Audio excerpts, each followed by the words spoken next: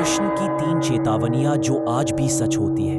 महाभारत के बाद का परिप्रेक्ष्य। मान लो महाभारत युद्ध अभी खत्म हुआ है, दुर्योधन भी मारा गया है और पांडव भी थके हारे बैठे हैं।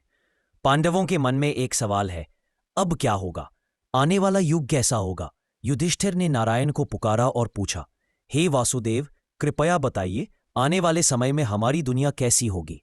श्री कृष्ण मुस्कुराए और बोले, ठीक है, चलो जंगल चलते हैं। जो कुछ अजीब दिखाई देगा वही कलियुग के संकेत होंगे। यहीं से कहानी शुरू होती है। पहली चेतावनी, दोहरा चेहरा। पहली चेतावनी में युधिष्ठिर ने जंगल में देखा एक हाथी जिसके दो सूंड थे। श्री कृष्ण ने बताया, जैसे उस हाथी के दो सूंड हैं, वैसे ही इस युग में लोग दो चेहरे होंगे, एक दिखाने का और एक छुपाने का। दूसरी चेतावनी, दिखावटी धर्म।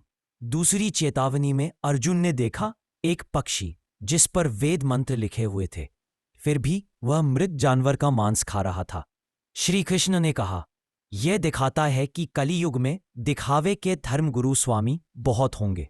बाहर से वे बड़े ज्ञानी लगेंगे, लेकिन अंदर से मोह माया में डूबे रहेंगे। वे ग्रंथ पढ़ेंगे पर फिर लोगों को धोखा देंगे और उनकी तकदीर लूटेंगे। अब यह दिक्कत यह है कि दिखावे वाले ये गुरु भी समाज में खूब है। आज भी ऐसे कई बाबा और स्वामी मिल जाएंगे, ऊंची बातें करेंगे, लेकिन पीछे से भ्रष्टाचार में डूबे होंगे। तीसरी चेतावनी, भूखे को अनदेखा। तीसरी चेतावनी में सहदेव ने देखा कि चारों ओर कई कुएं हैं, सभी पानी से भरे हुए, पर बीच वाला एक कुआं पूरी तरह सूखा था। श्री कृष्ण ने समझाया, इसका मतलब है कि इस युग में अमीर तो असीम धन से भरपूर रहेंगे, लेकिन गरीब भूखों से मरेंगे और कोई उनकी मदद नहीं करेगा। अमीर अपने बच्चों की शादियों में करोड़ों खर्च करेंगे, लेकिन भूखे की आह पर कोई चैनल समाचार तक नहीं देगा। यह सचमुच दर्दनाक दृश्य था जो कृष्ण ने दिखा दिया, जिसे देख और सुनकर पांडव दंग रह गए।